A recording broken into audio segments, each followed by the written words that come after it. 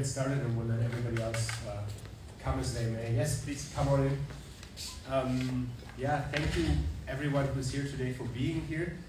Today is a very special day because today, May the 17th, is the International Day Against Homophobia, Biphobia, and Transphobia. And this occasion is what brings us here today. I'll tell you a little bit sort of from our life at the Consulate. Having said that, I should introduce myself first. My name is Frederick. I work at the German Consulate in Bangalore. And we were encouraged, as we say it, by our headquarters to honor this day.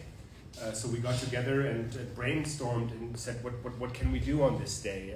What can we do for the community? Something to bring awareness, because I think when it comes to this day, awareness, spreading the word, being aware is what it's all about. And so the Goethe Institute, Bhavan was gracious enough to say, yes, you can come by and host us. And we were fortunate that Dr. Anita is here with us, and Chella is here with us today to sort of give can I say, intimate talk on a life's experience, which I think speaks to the subject. I will do a brief introduction only of our moderator, Chella, because today is all about Dr. Anita, and you will hear about her in just a minute, so I will not introduce her, which is uncommon, but Anita, please forgive me and bear with me. So our moderator, Chella, works for Biocon. I think Biocon in Bangalore needs no introduction. For those who don't know, it's a very big pharmaceutical company, just has $1 billion in value, and Chella has for, I guess, around 25 years been working within human resources, more specifically in DEI, which stands for Diversity, Equity, and Inclusion. So he's an expert in the subject matter, if I may say so. And I think his background is really important because, you know, he comes from a big company, and I feel like today is all about inclusion, right? And if you are, for example, a trans person, it is about being included in society, included in business. And I think you will see today that Anita's life is also a testament to that, the sort of the inclusion of trans persons within our society. And I think that is what really central, and I think that is what will come out this evening. So what we'll do is we'll have about a 45 minutes talk between Chella and Anita, which I think will be super insightful. And then we'll give everybody the opportunity to just ask some questions. And I think the motto, there are no stupid questions. Yeah. So I think this is really good. Ask what you want to ask. And then also we're recording this, spread the message about what you heard and maybe something you learned, something you found out about yourself, something you didn't know. And I feel that is what this evening is all about. Once we're done, there's still some pretzels downstairs, so we can, continue to chat over pretzel. They're being sponsored by the German Pretzel House in Bangalore. They have flyers out. They're most kinds, and they have excellent baked goods. So, quick plug for them. If you're ever in the mood for a German pretzel, order with them. Thank you so much. So without further ado, I'd like to ask Dr. Anita and Chella on the stage, and they will take over from there. Thank you. Give them a round of applause.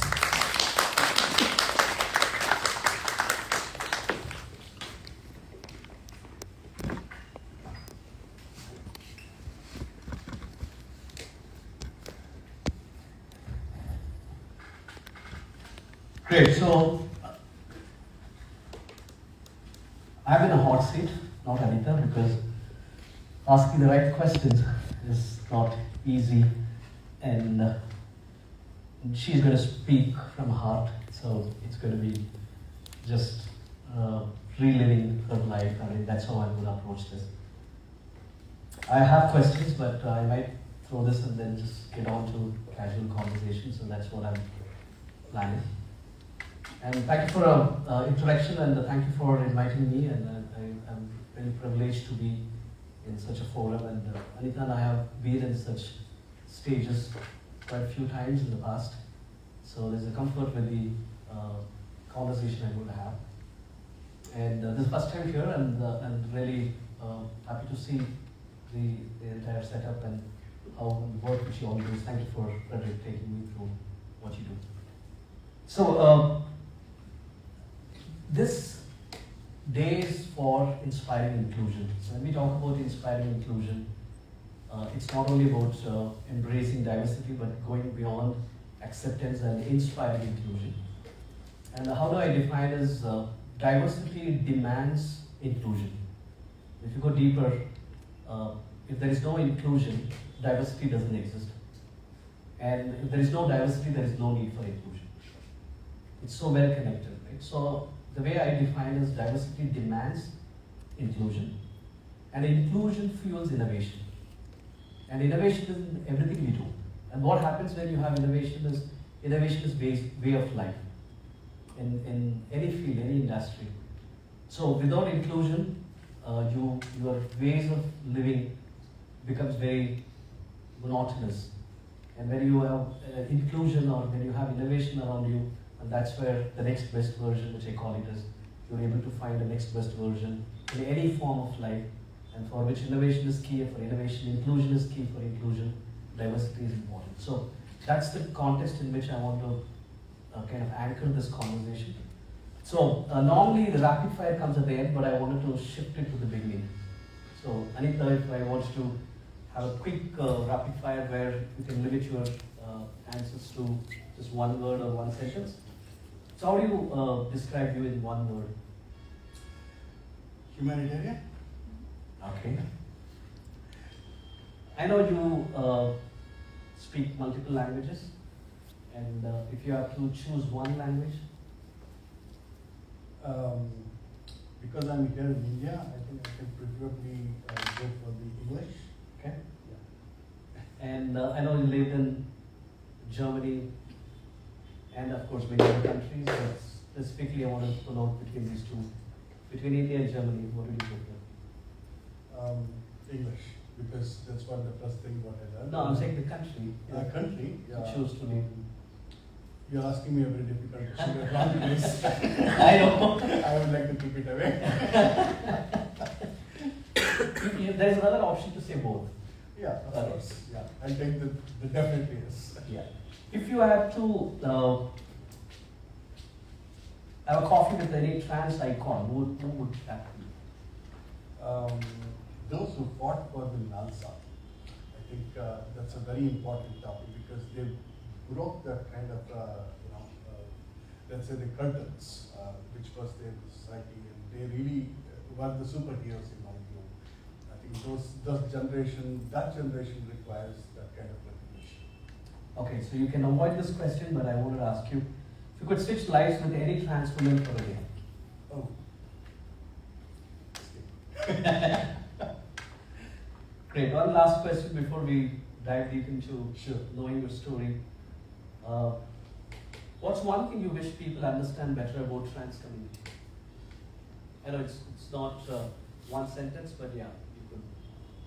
I think it's very important to understand that person because each trans person is different, and understanding that person is very important. Sure. So the way I wanted to keep this conversation is 4 phases. Mm-hmm. One, the pre. I'm specific to your life story. As I said, I still get goosebumps when I listen to the story. The pre phase and the transition phase, the during phase. Third is the post, which is just after the transition, maybe the current phase. And the last one is the future. So I want to ask a few questions around this, and of course, I would like you to keep it as close to your heart, and then see how you can narrate the story for us. And so, in the pre, how was your life? And in a short story, if you ever share, how did I know you hail from Karnataka, you studied here, then you went for probably higher education or for work to the other parts of the world. So if you can start from there and then a short summary of how was your pre-life. I mean, I would like to briefly summarize this. I brought up in 1970s in India, and of course in Bangalore. Mother comes from Tamil Nadu, father comes from Andhra. I am born and brought up here, so therefore I have two mother tongues by default. Already it is there in the system. And I had to, I completed my graduation, also the Masters of Business Administration, Sales and Marketing. I used to work here. I learned a lot. I learned some real sales and marketing tricks using the Marwari community here, a very difficult set of business in the heart of Bangalore. And then, I was into IT sales, did a lot of first-time projects because we were in the right place at the right time. So therefore, we enjoyed that.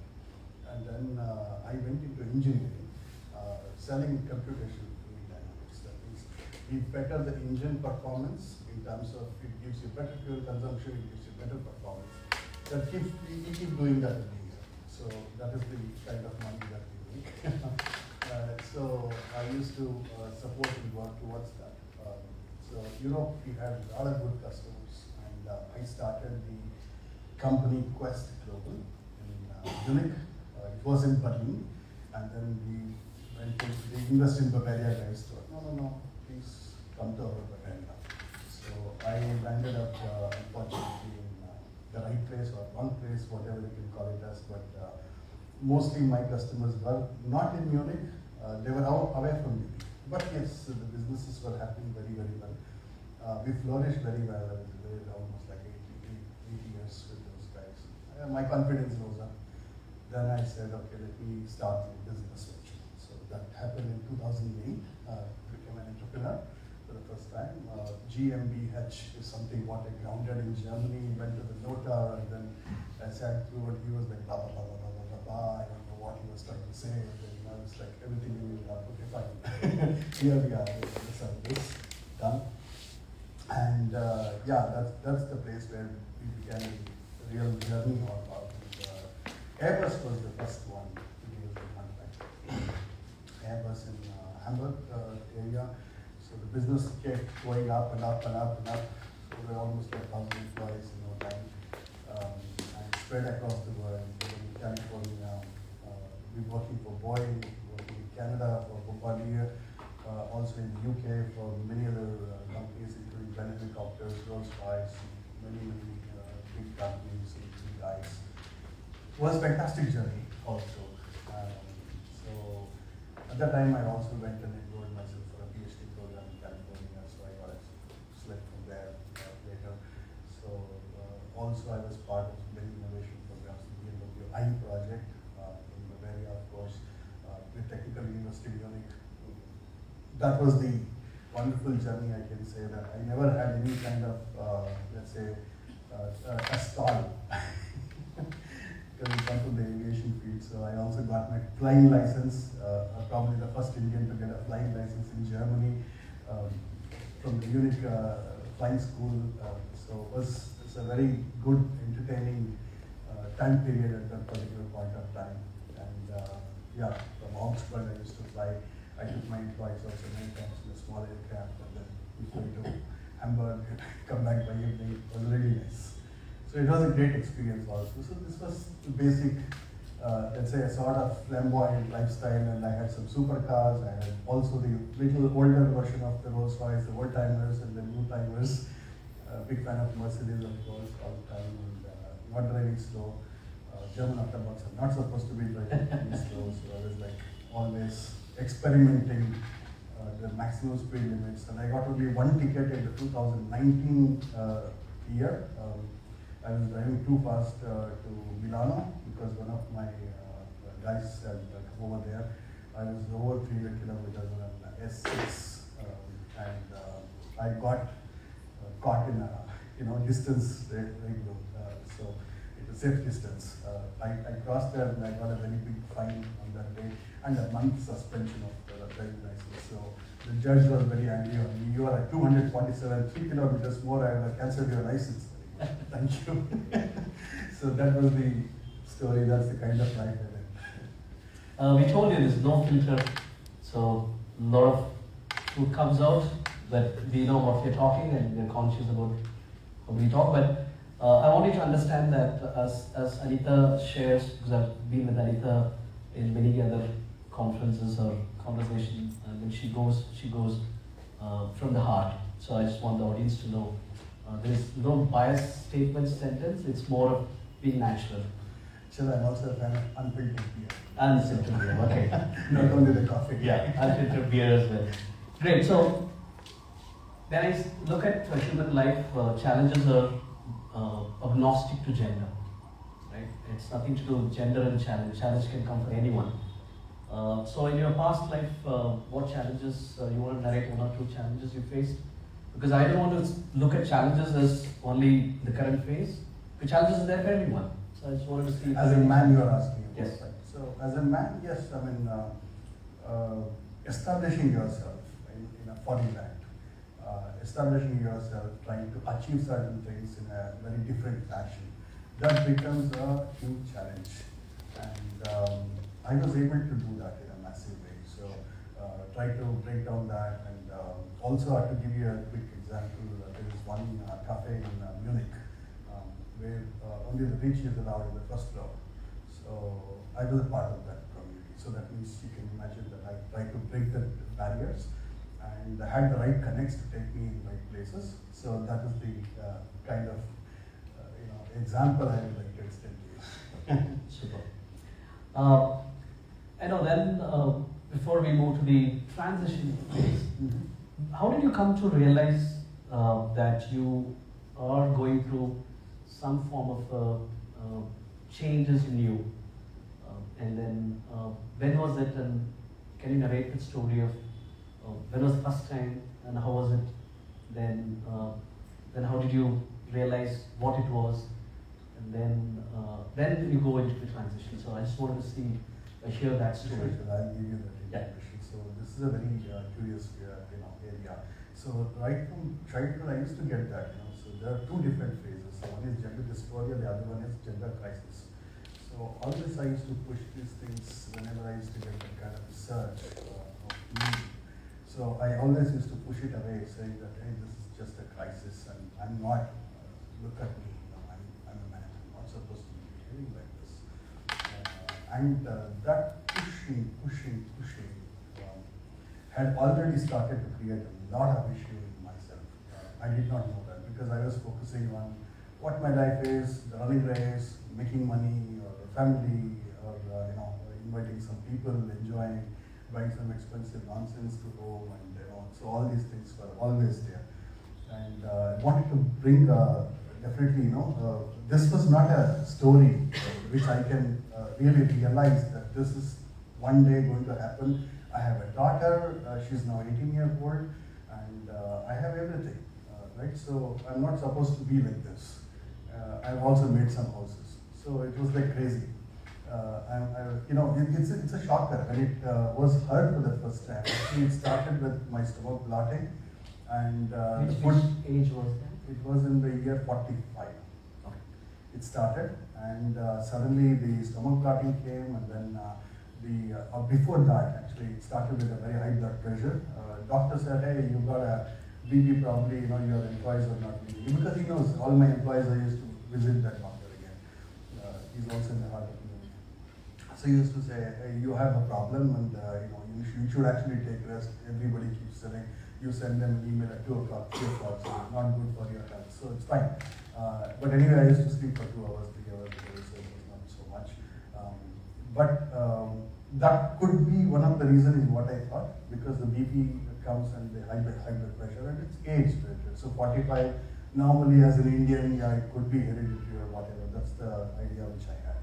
But the year later, it resulted in an anxiety panic attack. So it went into something else. I did not even realize that. And suddenly the BP used to shoot up, and the stomach used to blot, and then the food was not going in. So all the time it was a big time crisis. And when I visited the doctor, you are normal, please go away. Everything is normal in your report. Because we test there every 3 months, 6 months, because of the medical insurance. We go there, we get ourselves tested. Everything is normal, so you're not supposed to be here. Then the ambulance came, because it went into the high blood pressure went into almost like 120 by 240, something like this. Really crazy, trust me. I mean, I was like going breathless also at that particular point of time. And the ambulance came, they picked me up, they throw me in one of the hospitals in Munich or Freising, it's also outskirts. So I used to travel. Everybody got friendly over a period of time. All the doctors got friendly. They said, hey, nothing is wrong with you because we scanned you entire, top to bottom, nothing is wrong. You must consult a psychiatrist. By that time, I think I was already almost Fahrenheit of 45 because the timelines are running and everything is going up and down just before pandemic, by the way. And during pandemic, I was told that the pandemic broke down. I also made a holiday. I think that was the best last holiday in Egypt, and then I came back. Then they came back and then they told, hey, there is some issue with you. You have to, consult a psychiatrist. You need to do this. So the psychiatrists in Germany are not so easily available. So I had to buy one psychiatrist with a little premium, off the shelf, very expert, and he is one of the best psychiatrists so far.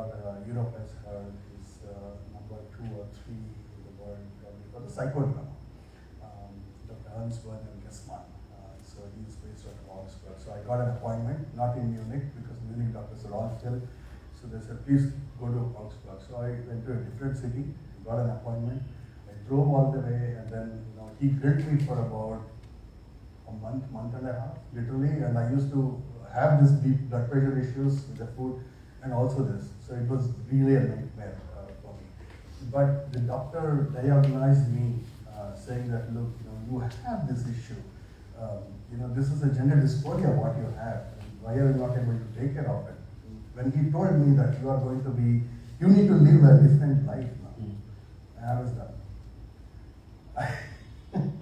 So then this suddenly thought of this fish bubble one, right? The whole life, what happens to my previous life that I built, I struggled for it, I went and did so much of things, and I went all around the world. What's happening to me now? How do I try to justify, where do I go now? So I had serious issues, and then I called up my wife, and then I told her this is the situation, because I didn't have that kind of courage to tell her that, look, this is the situation. She said, come home, let's talk. That's the transition phase. I can give a pause. Sure. No, I've spoken to you about this, and then so that's the phase where you started discovering the different challenges, biological and because the gender dysphoria is so dangerous, I want to leave this information time and again. Because gender dysphoria can come and attack anyone, and it has happened even at the 85th year to many people. So it's not like I'm the victim for this, and it happens the pre-birth. The decision is already there, but it is something that we are not able to recognize or realize ourselves because we are already in transition, and we are submerged with our own life issues. And when gender dysphoria comes, very clearly the psychiatrist informed me that the issue would hit your organs directly. It could be heart, liver, kidneys, or anything, including your intestine. So hardly people can recognize this and realize that this is the serious issue that we are looking at. And I think this requires a lot of understanding before we reach to that kind of a state. I want to shift from the pre to the transition time, right? So the transition time, I'm sure one is the physical part, where the physical challenges and changes, and then mental, which is something which you can't completely, that's a big role to play, and I've heard you speaking on that. I just wanted to understand a short summary of how that the mental being at that stage, and then also I want you to touch upon what happened, one for you and outside you, which is the people around you. How did the people were supporting you or not supporting you during that phase? The close circle I'm talking, or the periphery, where people suddenly couldn't be treated, what was happening, the transition time. Yeah. So firstly, when the doctor said, you need to transition, I could not imagine myself as a woman, firstly. So I had to run with a complete mind block. I could not see myself in an opposite sex. because I was a man, completely out and out, and the physique was completely different, everything was different, my head was bald, I didn't do anything, I got my hair, I didn't do any surgery, I got my face, I didn't do anything, no surgeries, but I got my body. So that's the wonder, what the hormone replacement therapy has brought so far.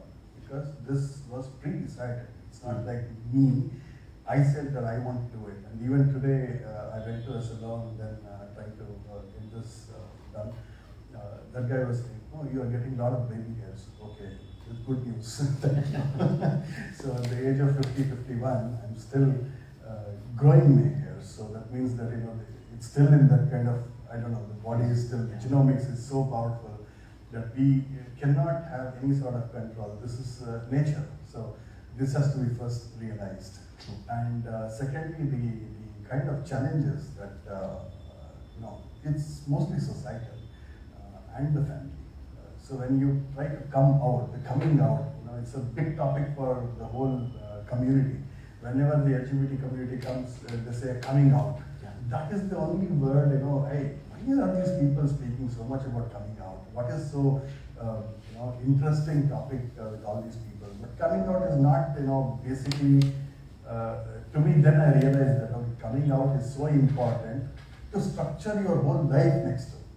Because the way you come and present, the way you handle things, is going to be very different, and that is the reason why I think there is so much stress over the world, across the world. People want to talk about coming out, coming out, coming out. So it's a very wonderful topic, and the kind of support mechanisms that you gather at this particular point of time, including family acceptance, rejections, or it could be anything, your success or failure, or the kind of life that you are going to construct the next, let's say, the remaining part of your, we don't know, because that was the first question I asked the psychiatrist. What is the longevity of this life, if assuming that I consider to move as the opposite sex, or move into opposite sex? What happens to me? What is my span of the lifetime? Let's say in India, normally we write it as 66 years. Probably it could be next 2 more years because the healthcare systems are available, but we never know. I heard also 27, 28-year-old person slept and he did not wake up and then finish. So he has just 6 months old baby. So we don't know. So it's a stupid question, but still I asked the psychiatrist, what is the typical longevity that one has to think about? He doesn't have an answer. And I asked an endocrine here when I landed in India, I asked her the same thing. What is the typical lifespan that you are noticing on all these people? No answer yet. So it is a wonderful situation. So, like for example, these are the kind of challenges we come across, and the kind of thought process which comes into our mind. Oh, how do I align myself as an opposite gender? Next story. Am I fit? Can I become a woman tomorrow? I'm like a man. I'm walking like, my friend keeps making fun of me that I always walk like a dog, so it's fine. But how do I come back and say, okay, how do I align to this opposite sex and present myself, including the presentation skills, or it could be in terms of the walking style or the behavioral pattern, anything. It is a challenge. So we need to learn through all these things. And I went ahead, with your permission, to hire a transgender coach. I was crazy enough to do that. She was a pansexual, willing place again. Rebecca was her name, and I don't mind saltpeter. It's supposed to be. Rebecca was her name, and I paid about 80 euros to her plus VAT. So it was nice. It was coming to close to 100 euros an hour. So I engaged with her. She taught me how to walk, how to behave, and she said, Anita, you're not supposed to go to restroom, the men's restroom. so it started from there. How I looked, that's a different story. But once you say, yes, I align, I have a different identity now, so you automatically fall into a different category altogether. And she was good enough to bring me that kind of a culture.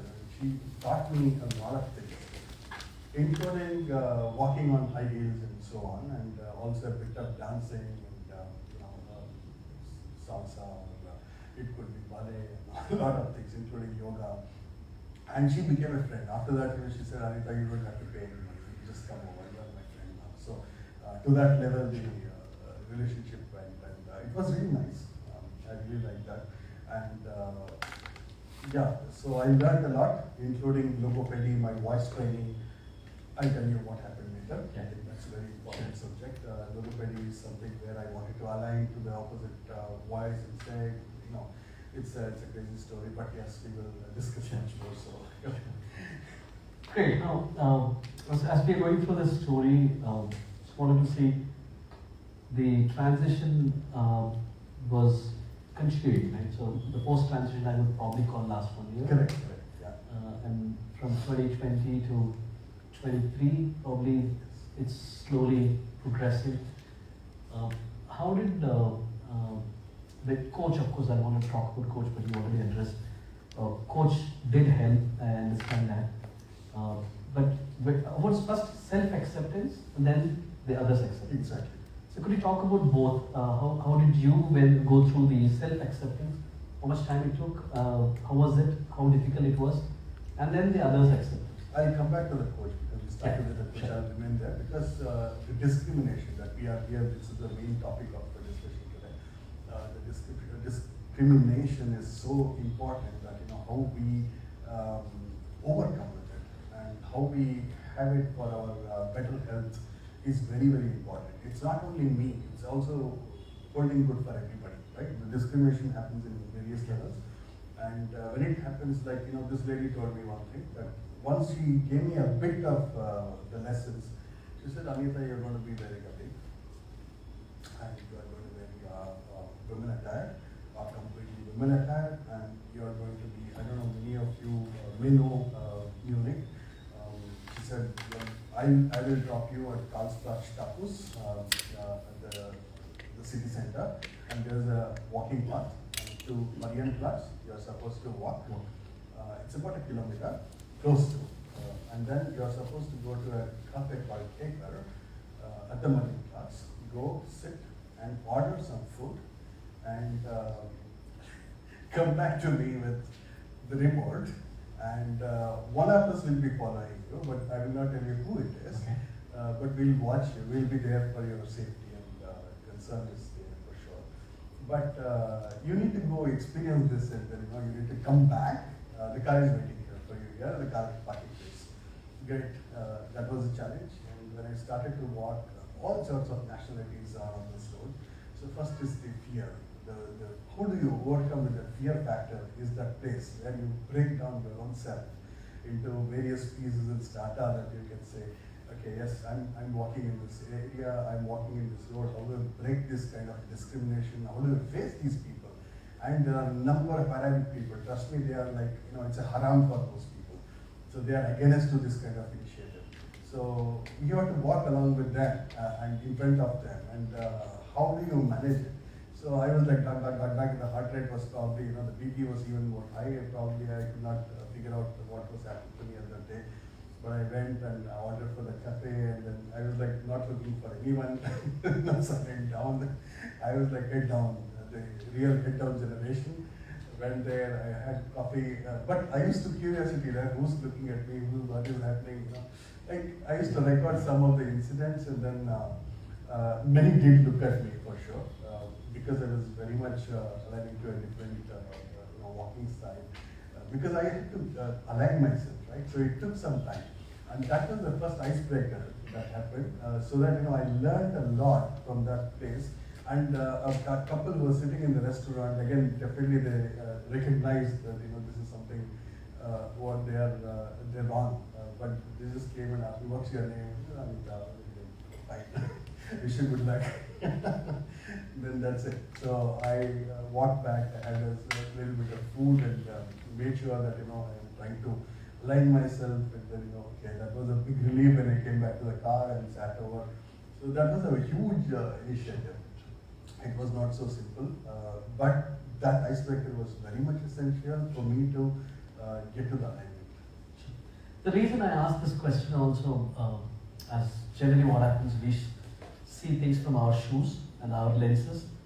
And we are right, the way we see. It depends on our conscious mind and unconscious mind.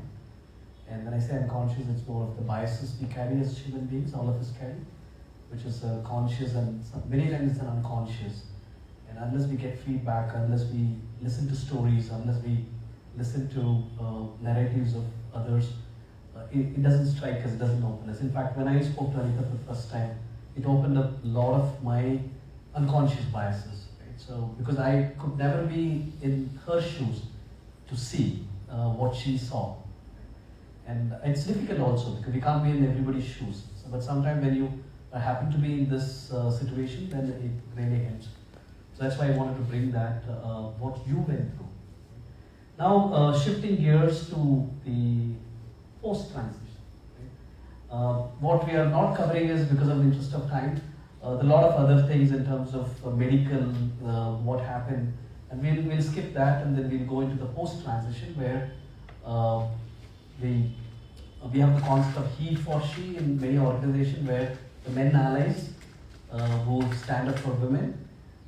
In this case, the terminology is he to she, right? It's a conversion, it's a transition. So when you fully transition and the he to she, right? The new terminology I found. So as Anita, now first question is why Anita? It could have been any name. Why, or will you choose Anita? And you have the privilege of choosing your name, and you named yourself. So that's the positive side of starting point. And the second is you started seeing accepted. So the assumption is it's all done as we go through the story. What was happening in the other shoes? Could you talk about how others were looking at you? What was happening to you when you others? Because it's a human tendency to see others and see, am I judged or am I feeling judged by others? So did you go through those kind of challenges as you moved back to India? So if you can talk about that, it would be good. Sure. Actually, when I come to the kind of alignment, when I came to India, yes, I mean, because I was in transition, so not many would recognize this.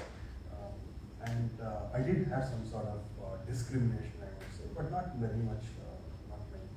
Because when I came, I used to go into a little bit better places, not every place where I could go, because I know that I'm not looking 100% woman at this point of time, and still I'm in transition. So that requires that kind of a timeline gap.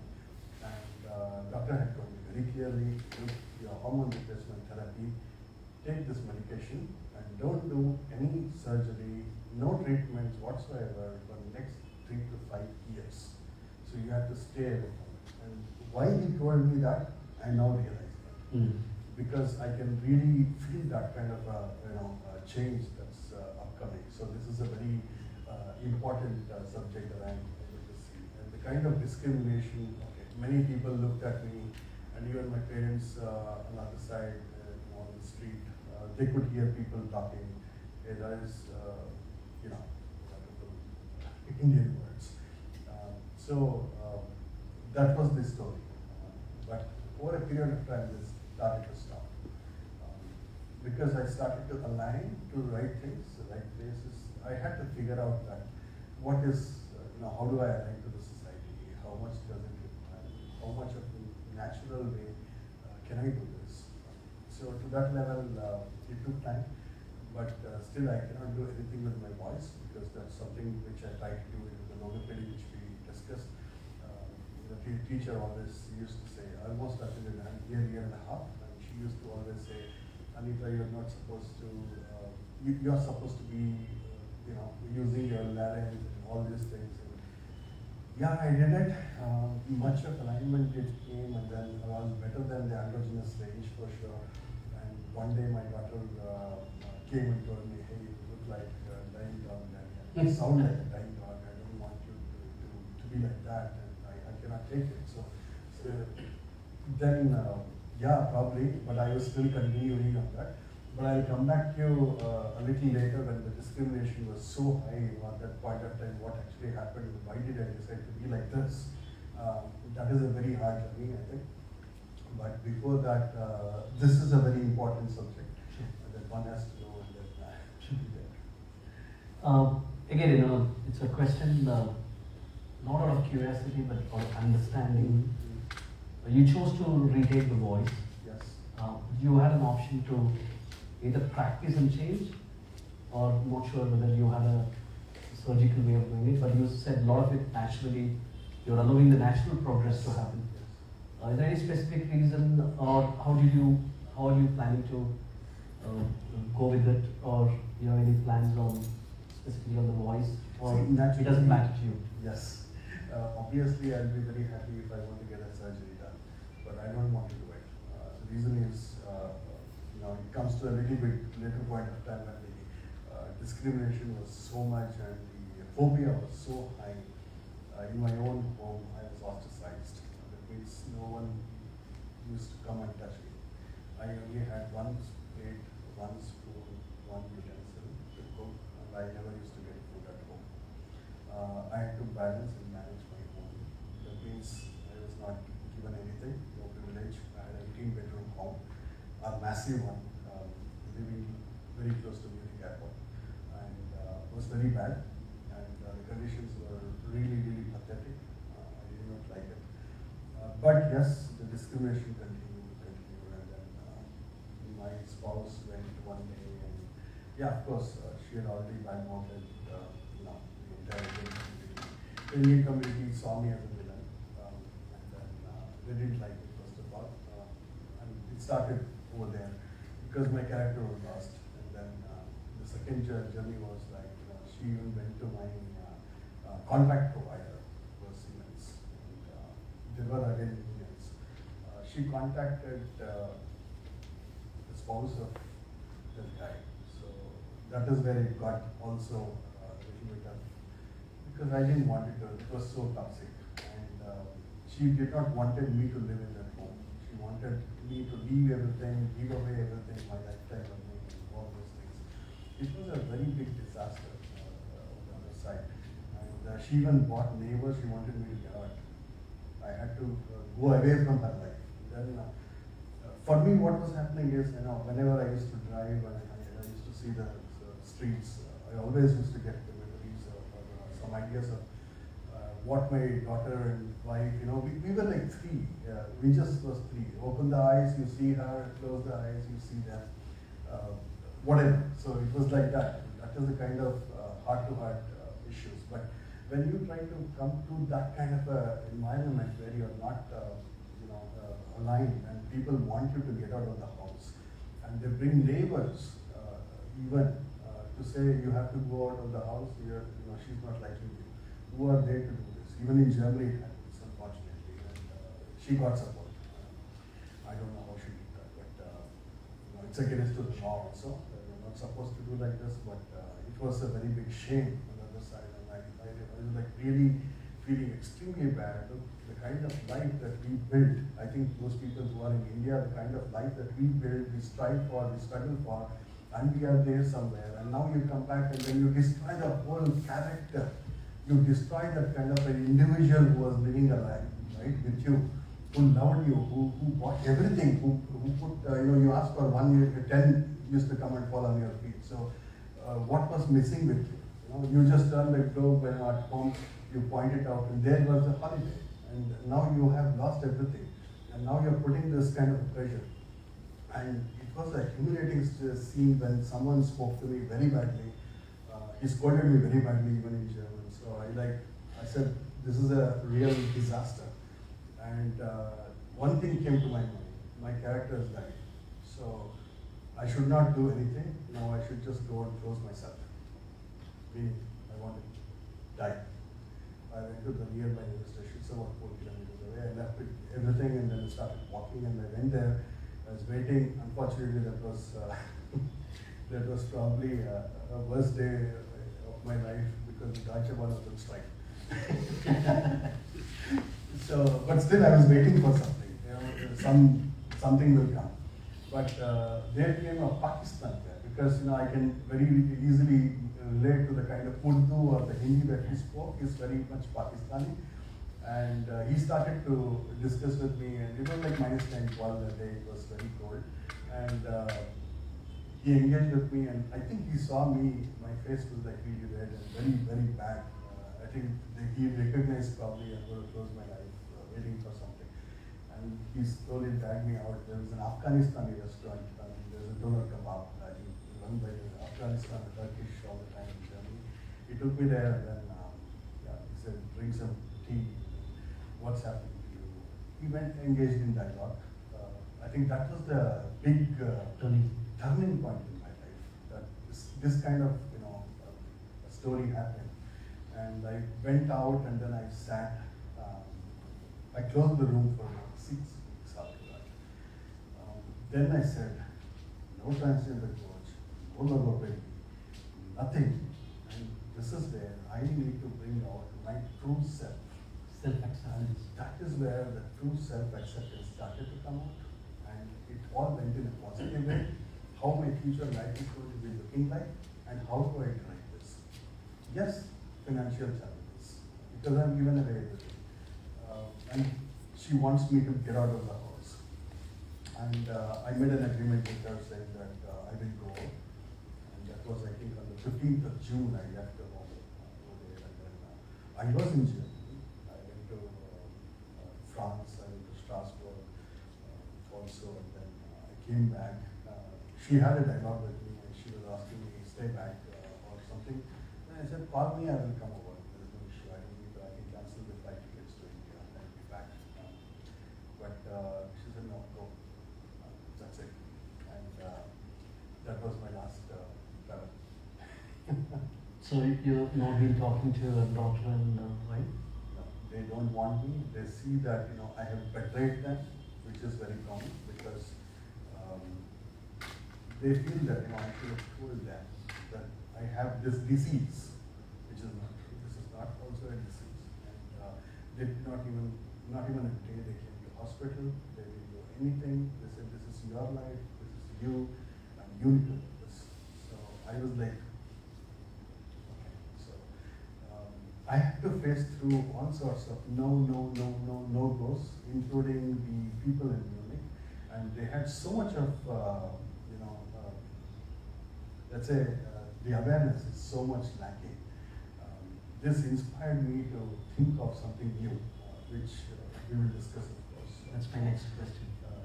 It comes from within. I have cooked myself.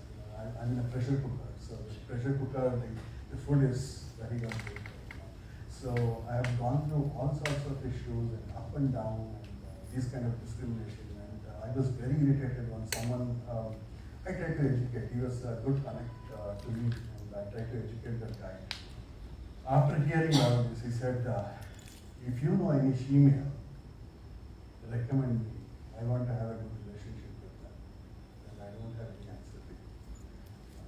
So again, I took a break for about 3-4 days.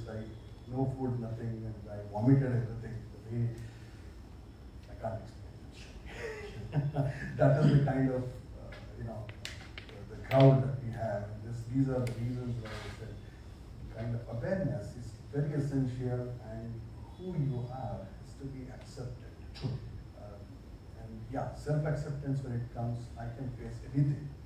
And I can also see how I handle the discrimination that is happening across the world, across any sort of situation. But I'm not interested in getting into my own self in that particular region where I can, get succumbed to, right? I mean, I cannot let that in. If I let that in, I'm dead. On that, whilst one part of the story of Anita is rejection from the family, but what Anita is not told about, which is your parents being there as angels for you to accept, right? You wanted to share a few words about that before I go? Parents haven't accepted even today. Okay. But they have said, okay, you have an issue, and they have seen I have been betrayed also financially. The whole life is being stitched towards the financial obligations. The marriage and the daughter is a contract. It has been stitched in such a way that this has become a contract of obligation, and it can be linked to a law. When these people send a legal notice to settle down, for some XYZ crore of rupees.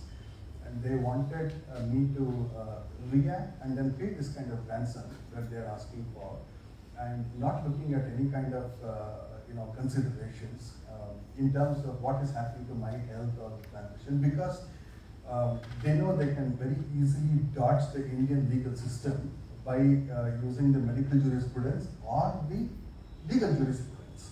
So this is the very bad state of initiative. So this is something what can happen only in India, unfortunately.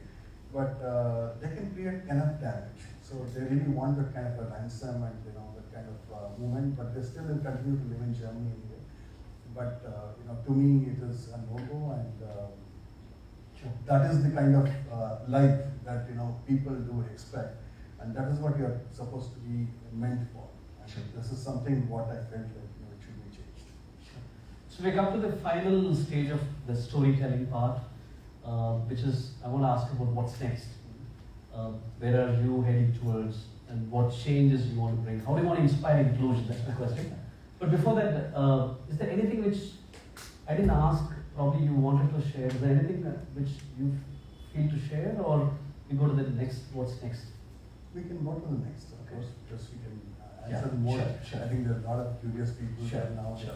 One last question, and then I'm going to turn it to you, because I don't want to stand between your questions and Anita's answers. So, if you can summarize, I know you do a lot of aspirations, and you have a lot of things which you wanted to inspire. There is a million count I heard that you wanted to reach out to. So what you're currently working on, and then we will go to the audience. See, one thing, Chella, all these things happened, and when I went and locked myself in a room for 6 weeks, so I really realized that I'm meant for what am I meant for, why am I here? So I could very clearly, quickly relate myself to a situation where I'm a humanitarian. I don't want to get into any of these things. I don't like. And I left everything. I just packed my bag of clothes, even though many were torn. I left them. I discarded the garbage. And many were burned, of course, fireplace.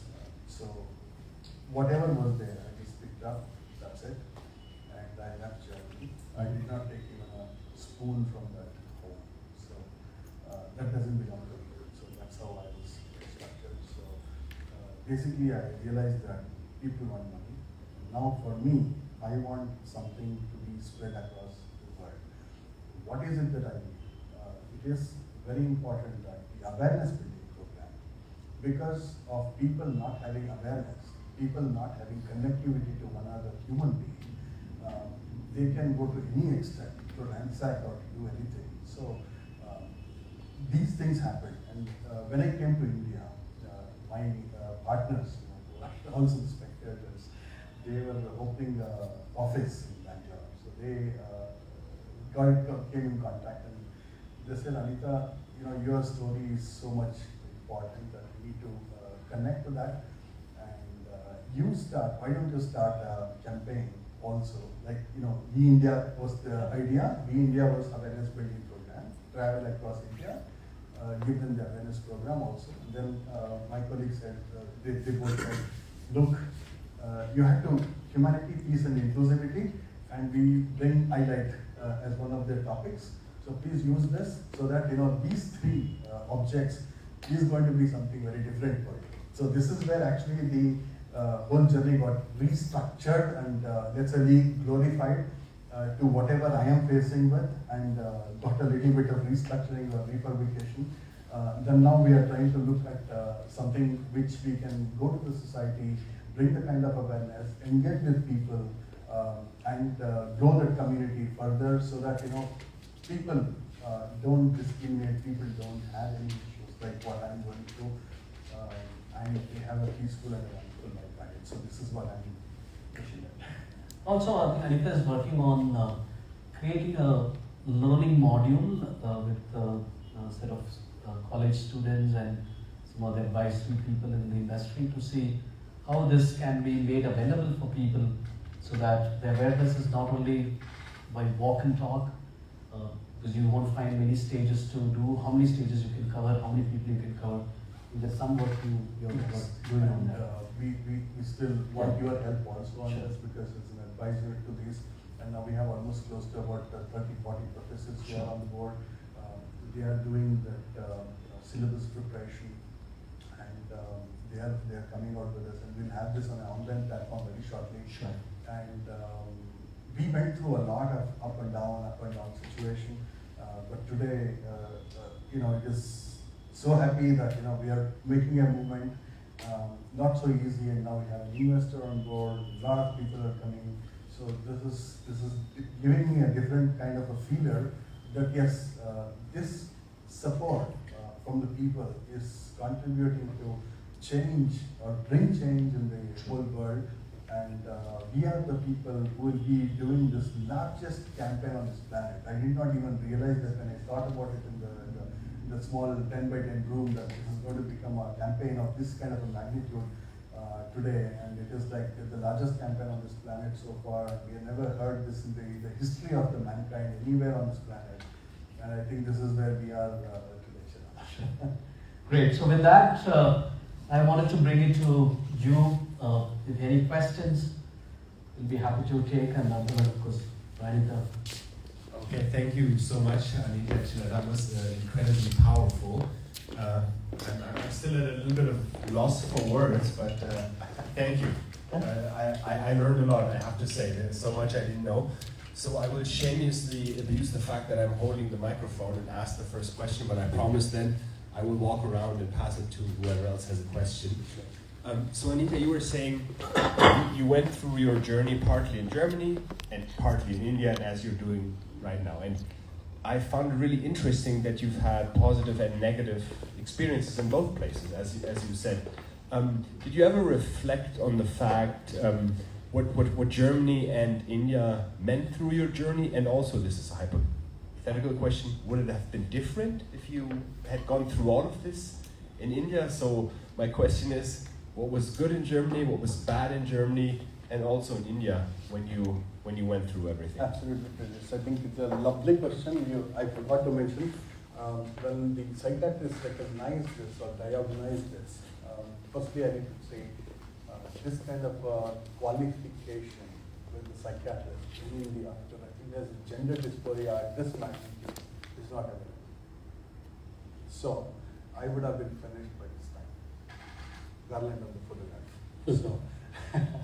So that is something, what I want to point out. I think it's a real revolutionary diagnosis by the Germans, number one. If not in Germany, I would have been not there at all. And number two is what I got to learn, the kind of system, the kind of processes, and the way it was done. Yes, I got a priority because my health was very bad. And the endocrinology appointment in Germany usually depends between 1 to 1.5 years. You don't get an appointment instantly. But in my case, I got within 4 days after the prescription from the psychiatrist. The reason is I was critical because I needed that kind of a help. And once the diagnosis was done, I was supposed to get to the hormone replacement therapy. And but the endocrine did not start with the processes instantly. The endocrine doctor put me to a DNA test, MRI scan, and whatnot, because they have to follow the rules and regulations. They followed it very meticulously. It's not like it is something. As I said, I time and again repeat that because this kind of healthcare system is not available in India, and it's admitted by the doctors. And I am making an attempt now today to better the system. I cooperated with the Ramaya medical colleges in Bangalore. The endocrine is working with me, but also they are very, very bureaucratic, worse than Germany, I would say. They're not at all committed, they're not concerned, but they want to make a progress. They want to make a progress, but when? Who's responsible? Who's tying the bell to this cat? So when the cat is going to wake up? So we have no idea, but yes, the whole process is on. In India, this is no go. I think this is something what I want to come back and tell you that despite the criticism by the LGBT community, the transgenders, the trans women especially, they were very angry, they were very jealous. Because you are an Indian, because you are rich, you are getting this kind of I said, no, it's not the case, because mine is a medical, and many people came back and said social. That's the word they use, so fast, so quick. But to me, I needed to save my life, because if I had left it further, because I could not control my blood pressure, I could not control my anxiety issues, and when I came to India, I was also not better. I was crawling. I said, please, somebody pick me from the airport, or probably make me lie down in an ambulance or something, on a stretcher, and please take me. That was this condition I had with the set of suitcases. And, no help whatsoever.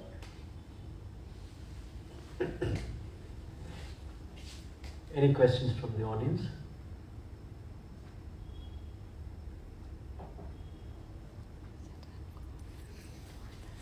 I'm Yeah. ready. Kaya will send right Yeah, so you already spoke about how your family behaved. I mean, that was actually pretty shocking to me. And then I was wondering, how was it with the friends? So there are sometimes moments in your life where you realize which are the real true friends and which are not. Could you say that this was like your transition phase was also one of these moments where you realized who's your true friends? Absolutely. Because when I had visited India for a while, a short stint, about 4 or 5 days, I had an event in a college, university, so one of the places north of Bangalore. So I visited that place, and at that time I realized that I had to meet with my friends. I had to come out to my friends. So I declared, I told them that please come and meet with me, and many were shocked. But many were curious, and some of the people, they came and even touched me. Is this all real? Are you real? So unfortunately, yes, I think this is a curiosity at the age of 50. Someone is coming and then trying to explore all these things, and it's a nightmare, right? So I'm definitely looking at that kind of environment. But yes, once they experimented and they understood that I am real, many ran away. But only 3 or 4 of them came and they are in touch with me.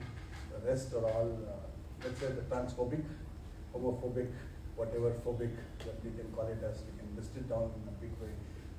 They're what they are. And they also, many openly came back and said, I wanted financing, I wanted to stand up, I wanted to rebuild my life, because what is here, it is here, my patents are here, my ideas are here, my attitude is very much here, and I can give anything away to hold my attitude and to hold my life. So I'm self-made now, and that is what I realize.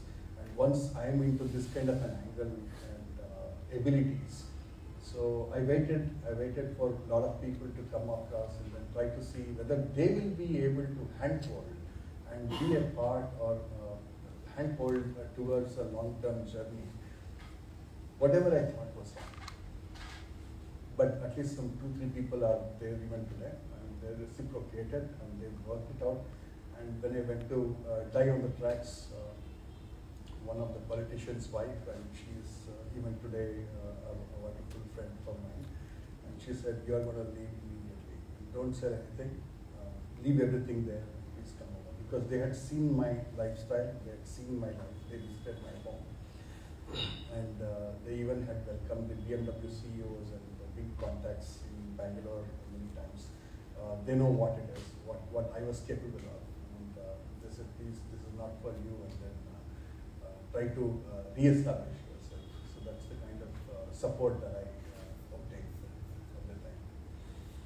She also made new friends.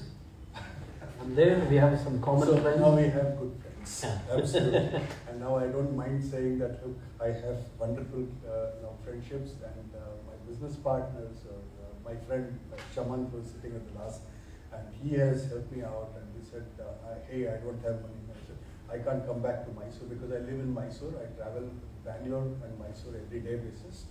And he tells me, don't do this, and I'm going to be with you. And he is also one of the major supporter of this growing because we still have a age gap of about a decade, but still, he's a wonderful friend for me.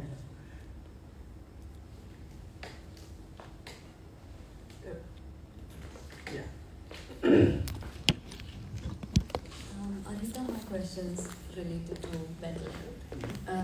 You mentioned that you experienced anxiety and had suicidal thoughts at one point, and you've gone through it all and you're here today. But I cannot ignore the fact that you have a zen-like aura, there is something so calm about you, and when you speak about even the most difficult times that you went through, you just maintain that same balance as anything else that you're talking about. So my question is, how did you manage your mental health through all of this, and how do you still manage it now? Because I imagine it can't be easy to have a goal or like an intention that is something like this, and to have so many challenges that comes your way. So my question is that what do you do? What kind of practices that you have that can help in any journey that you follow? Great question. First, see, I'll tell you, my childhood was not the regular childhood that someone experiences. Regular childhood, you have your own fantasies, you are indulged in movies and other things or amusement, whatever it is. I think the earlier Bangalore was let's say a sort of forest. It was not the kind of infrastructure with what we are looking at today. And secondly, my, let's say the teenage mostly went in philosophical readings. So this is the background probably is keeping me alive and so calm, and also to relate to what it is. But yes, I'm also overly active at some time because of the situations, the societal situations that I come across. But otherwise, I'm a big fan of J. Krishnamurti, always the wonderful thought processes. I had met with even the Sadhguru, you might be all knowing, in the forest region.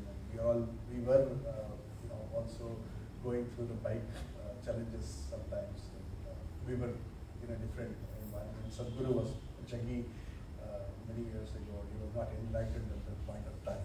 And, we share a different so when we used to wanted to go to forest, just go to the forest office and then say 50 rupees, and then we used to get a permission letter, so we could walk into any national forest or any jungle that we wanted across the Karnataka region.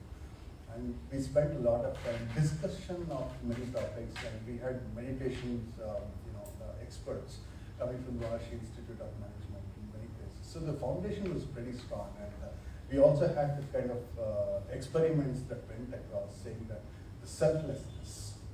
This was one of the topics that I think that I could go through, and I think because of those exercises, probably the selfless is acting in a very dominant way in my life, because I left everything and came out. I don't bother. I don't even worry about what was there, what will come, what will go. I'm not bothered about anything. And whether I have it, I'm fine. Otherwise, I'm a woman now. I show what is it, Aadhaar card, and then get into a red bus. I can go to Mysore. So this is how I'm placed. I don't see what is in my pocket, but I just go. This is how I'm doing. Easier said than done, but yeah, it's good advice. Yes, sir. Hi, Dr. Anita. I just wanted to ask you a question totally without filter. Mm-hmm. When you say everything outside you was a negative till now what you have spoken, I would like to say that you have two lives in one. Mm-hmm. So when you had comparison between both, and there might be some internal things, abilities and everything, what changed? Can you tell me what are the good things that you have experienced within you? I had left these things to wonderful questions, sir, again. I think I had left most of these things to my subconscious mind because I don't want to consciously program it or hold it. because I want those reactions and the kind of responses to come automated. So I don't want to disturb this. I make sure that enough courage is given to that kind of mindset that it can handle any kind of situation and be there where it requires. And also many told me that look, this kind of a campaign or the awareness building program or the kind of companies like with my partners we founded like Rainbow Angel Network. So to promote, this is the first company in India to promote the Rainbow Angel investment. So we didn't have until now so far. Many people told saying that I'm so sorry, we don't fund LGBTQ community or those people because they are not trustworthy. So we are trying to bring that kind of bridge, and we are trying to bring a hand-holding mechanism where we can also say, look, you can do it. It's not like you are left out. And the other company is going to be focusing in terms of innovation, research, patents, so on and so forth. So I have collaborations now upcoming in the next days in terms of innovation, patent building, and brand new projects and funding for those.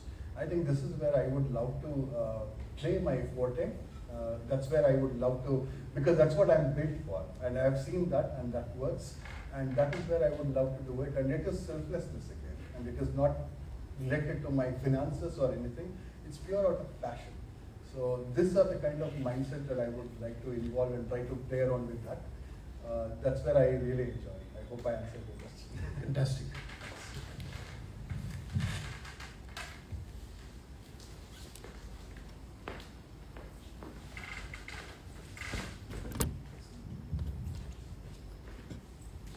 Hello. So I just wanted to get your opinion on it. It's just that transphobia in India seems very amusing to me because you see like a lot of parts in a lot of parts in India, like you see like trans people coming to homes to bless the children, and even on roads they might be begging for money, but then they do give you blessings, and people actually give money with the thought of, yeah, they are like the messengers of God. But on the other hand, like hearing your experiences today, it just opens our eyes to like a more wider perspective, which is like maybe even spirituality cannot bring the goodness in people, like when they treat people from the community so harshly. So I just wanted to get your opinion as an Indian who has lived outside as well. So what do you think about that? It's also a wonderful question, and it is very much important to bring this small, quick awareness on this. There are two categories in India. One is transgender, which you are mentioning, the people who are on the street asking for money, and also those people who come into the homes asking for money. So this community, I even wrote it on my LinkedIn post many times, that I personally don't entertain this because they are transgender. Because this transgender, I think you need to know, this is prevalent in India for almost over 10,000 plus years. It's there for many centuries now, or thousands of years. So now we are looking at a community where it is coming to that kind of limelight. And they have a system, they have a sort of the God, they have a sort of worshipping processes, practices. So it goes a long time, a long journey. And when the colonials entered, or the Mughals entered about 500 years ago, India, the whole system got jeopardized because they were in a very good condition, and the rituals and religions were very much entanglement of Hinduism especially. And Muslims also had this, they are called as Khwaja. So they still practice these kind of things. But they're transgenders. They have Guru and their God and Chella and this kind of system. So for this, people go there probably, anyone born as male automatically gets to enjoy the femininity for the rest of the life. But today it is not so happening. It is basically a lot of people, the wrong elements are also entering into this, and that is causing a lot of pain to the public. So I will come back to what I am doing on that. And I am a trans woman. So we are born with genetic traits or modifications, right? So we have seen, we normally see 2-3 different sort of experiences, and we are in that kind of a direction. We align to women, so we are not transgender. But Indian legal system today recognizes only and says only transgender only, right? So they don't say you are a trans woman, but they give you an ID card. They want you to still take transgender certificate. So this is a crazy mechanism what happens in India. But transgender as such, begging is illegal. Barging into someone's home is also illegal. One of my friend, based on my suggestions, unfortunately I want to keep it confidential who's doing it, but they are filing for a petition in Supreme Court of India to ban this complete process of people coming on street. So the reason is the Indian government has given sufficient money for them, 6,000 rupees, free home, free electricity, free water, free food, free clothing, everything, including free medicine, and 6,000 rupees a month, including free transportation.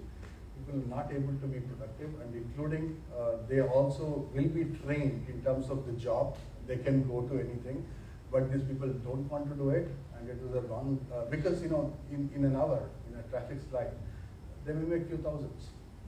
It depends on people, the kind of approach that they will do. We don't know about it, but they earn more than what the regular people do. So therefore, they are in the comfort zone. So when we try to stop that, there could be some change, and this is something what we are very keen to bring in India, because India has to be a developed economy. It has to be stopped. No biggie.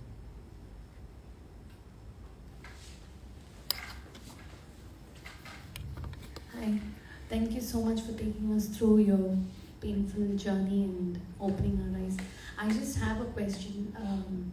In what small way can lay people like us contribute in, I don't think we can eradicate homophobia, biphobia, transphobia, but what are the small steps or baby steps that we can do within our homes, within our families to kind of get rid of the phobias that people have? Absolutely. I think it's mostly to do with awareness building processes.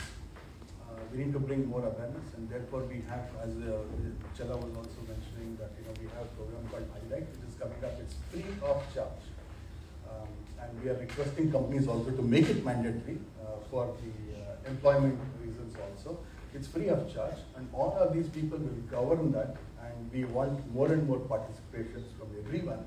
Please recognize that. Please encourage people to go through this and bring that awareness program. And you can refer people just that they need to spend about 10 hours maximum. Need not have to be continuous, maybe 30 minutes a day or 15 minutes a day. It doesn't matter. You can complete that program and get a certificate, and also build your awareness. And there are further programs also coming up online. It's not going to be end of the day that one journey is. And this is where we are trying to bring the change, because this is not documented, this is not explained by the university professors. And today, if you attend this program, you get a certificate from the university. So it's for free. This is the change that we are trying to bring in the system. We got one more question over here, one more over there. And then maybe we'll take one last one to not keep Sure. It must be very emotionally taxing also to speak about your life all the time. Hey, hi, Shruti here. So I had one question that you mentioned you have got struck by dysphoria very later at your age. Did you ever felt before that also about dysphoria and you tried to hide it or suppress it or did not recognize it? So I am taking you back to that emotional state. Definitely, Shruti. So this is basically when it came, I felt it was a gender crisis, not as a dysphoria, because we weren't aware. Simple reason, awareness was failing. We didn't know what it is, and what was coming inside me, I myself don't know what it is. So, and the psychiatrist had to point it out, saying that now, if you don't transition, you'll be done. Your body is already on an autonomous destructive system. The program is on. So then when he scared me, I said, okay, I'm scared for the life now. Let me change. This is how it was done. So otherwise, probably I would have not been doing this, or neither I would have gone into that, or when the anxiety issues did not crop up, probably that would have delayed the whole thing by one or two more decades, and then everything is finished by then. Thank you. We got a question back here. It is obvious with your transformation there will be many physical and physiological changes in the human body. On this backdrop, I wanted to ask you, did it make any adverse impact on your natural mental abilities or your cognitive abilities? And how did you manage, if at all, if it happened? And also I wanted to combine one more question. Do you have any intent to become a politician to bring large macroscopic changes in the society about the perception of LGBT and address the inconsistencies that you're talking about? Yes, but the politician, I don't believe, because the politician has the power, politician has the abilities to change, but they haven't done anything. So, if at all we identify or any politician comes back and says openly, I support LGBT and I'm there with you. So, unfortunately, until today, it has been only Rahul Gandhi. So, it's nobody else. So, I'm scared to take Rahul Gandhi on this kind of a journey. But I'm interested in terms of a serious person who can bring the kind of change and who can make that kind of a change. And coming to the mental abilities, yes, the mental abilities do take a toll in many places, because it's not like your motivation is always in the high rise. Your positivity lives in the same place where it is supposed to be, and you are supposed to be making a positive progress all the time.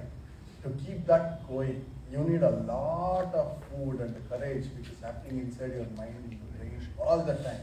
You need to plan, and despite the society is throwing a lot of stones, a lot of issues on us, I think it is very important for us to always keep what the aim is and why are we here for. And once that is clear, when we are in that kind of a journey, I'm sure that is where we'll be running after, and that's what we want to make it happen, hook or crook.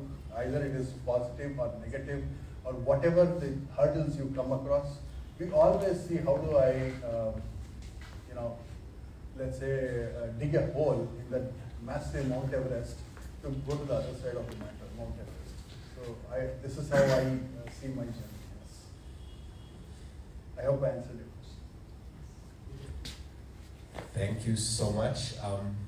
If there are no more questions, then it is my turn to say thank you. I just wanted to summarize points. I'm sorry. No, See, I am the amateur, you are the No, professional. I'll go with this. Yeah. So, there are allies for LGBTQ, IEA plus and a lot more in that spectrum. Many times the coming out point which we're talking, people generally ask, especially in colleges and youngsters, when they have this issue, but a lot of allies want to help. So what should we advise when someone wants to come out but they don't know, they have some challenges? What do you advise people like me? In turn, I could advise somebody who trusts me and talk to me. Absolutely. I think it's a lovely, important question, because many have that kind of feeling inside. Do I come out? What happens to my parents? How do I tell them? How do I convince the society? If we are looking at it, one thing I can say is, if you are really bent upon whom are you living for? This is the first question I would like to ask anyone. Why are you living and who are you living for? Is it for the society or is it for your own self? And you want salary for you to get it. You want salary for you to buy a car or a home. As simple as this. So when it comes to this kind of an entanglement or question, I think people will have to be clear that, okay, no matter what happens, and I'm going to be looking at the ways and the means, because they are well aware of the situation. They are well aware of their own family and the mechanism that they are living in. I think it's very important for them to come out in a right way. They can figure out the way it is. But yes, I mean, at times life can be as challenging as what I'm facing. But most important thing is, yes, it happens, but we also would like to bring awareness, and this is where I'm working. Like me, many people are trying to do it for decades now in India. And I'm sure, because of the laws and regulations and protection mechanism, everything coming up in place, which weren't there and now we have it in place, people are becoming more and more courageous, and I think we have to make them more, come to that kind of an angle to accept themselves and to say openly, yes, I want to be somebody like this. And this is my, let's say, intuition. Sure. If not your intuition, you cannot do anything. Sure. With that, I just wanted to summarize before I hand over to you for closing. The whole conversation was unfiltered, and Anita and I said we should just go ahead and talk. And for me, it was easy to just ask questions. It's more for her to open up and talk. I know Anita, beyond what she spoke today, very inclusive person. And today's conversation, she kept it unfiltered because some of the words she had chosen to describe people or certain community or certain nationality, it's not with any intention, that's a disclaimer I wanted to bring, it's not with any intention to demean anyone, but it is an experience, what she went through, and we wanted to bring it unfiltered. But otherwise, very inspiring person in terms of bringing inclusion to the society, to the nation, to the world. And that's the path Anita has taken, and I wish Anita all the very best. And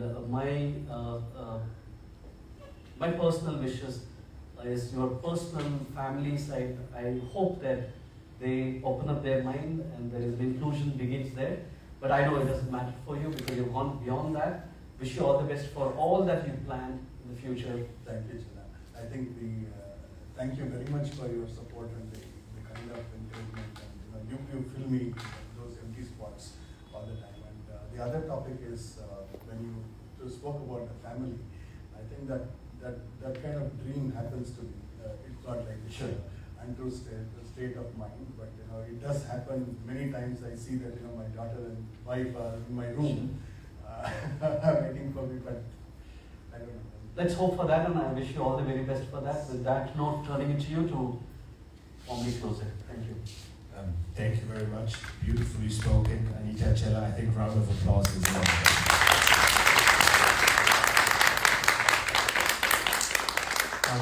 Yes, it is for us to say thank you to you, Anita, and you, Chella, for opening up, Chella, for facilitating. And I think as a moderator, this is not always easy. And I love the chemistry you guys have. And I think this is what made this such an engaging conversation, because this is a topic which is not easy to speak about. And I know if I had set up there with you, Anita, I would have done a shitty job. So thank you, Chella, for doing that. We have, as is our wish and as customary, we have some gifts for you, and thank yous are in order also to the Goethe Institute. Maureen, Ria, thank you so much for hosting us. We also have a small something for you, so one of you has to come up and accept it.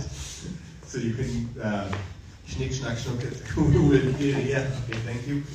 I also know that no event in India is complete without a group picture, and I think this is a really lovely group picture in front of our backdrop, so I would invite you all to join Anita and Chella and us all right here, and we'll take one snap if you guys don't know. But first, the presents.